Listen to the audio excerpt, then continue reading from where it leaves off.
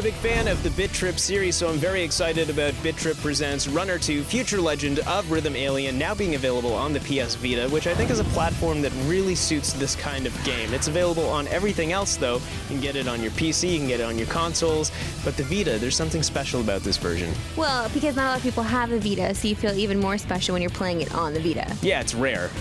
I'm just gonna call this Runner2 because the title is really long. Excessively long. Do you feel like they start making these games with really long names so people will pay attention to them and buy them? Or it's just funny to make people like us have to say it all in one breath and then have to actually say what we think of the game. What do you think of the game? I enjoyed it. I really enjoyed my time with it. I wasn't sure I wanted to play another Endless Runner type game. It does end, but we've seen games like this that are Endless Runners that do end. So I just kind of felt like, okay, another one of these, great. But pairing them together really works so well, and it's such a freaking challenge. It's such a freaking challenge. There is a checkpoint halfway through the level that you will rewind back to, and you'll rewind back to that checkpoint a lot. I'm telling you, you're gonna do it a lot, even though you can set your setting to the easiest. That's what I did. You could actually do that? I didn't even see that. I didn't even see that. You can change your setting, because I needed to change the setting because I kept failing, and I still failed off the easy setting. I really liked Runner2. It seemed to be easier than the original one at first, but things do ramp up at a pretty good pace. Oh yeah. I feel like this game is a trip. It's called BIT.TRIP. I mean, it all ties together.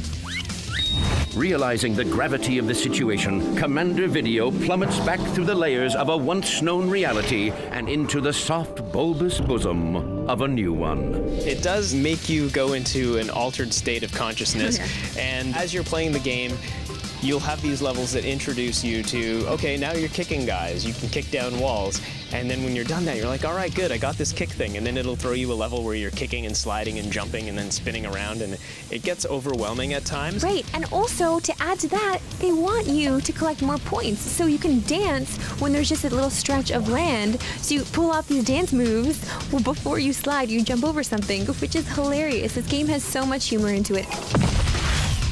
There isn't a lot to it, but the fact that the running and the jumping and the kicking and all this all ties into the soundtrack, I think is where this game's magic lies. It just feels like you're invested in the actual music creation of this game. So there's a pretty cool backing track that's always going, but then with every jump, every successful attainment of a gold bar or a power-up or kicking down a wall, there's an extra beat or a note, and it just sounds amazing when you're playing and you're really getting into the flow of things.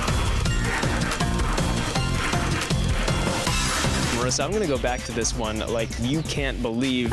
What are you going to give BIT.TRIP Presents Runner2, Future Legend of Rhythm Alien? 8.5. I'm going to give this one a 9.